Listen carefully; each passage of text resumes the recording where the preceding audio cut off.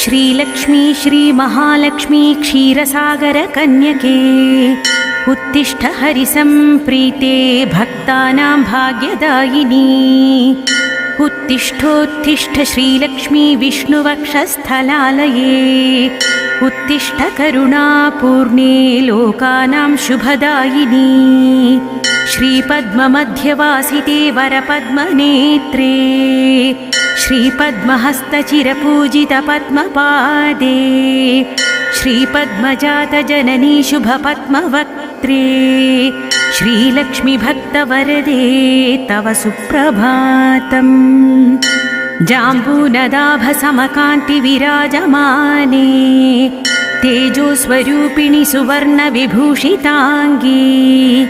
सौवर्णवस्त्रपरिवेष्टितदिव्यदेहे श्रीलक्ष्मीभक्तवरदे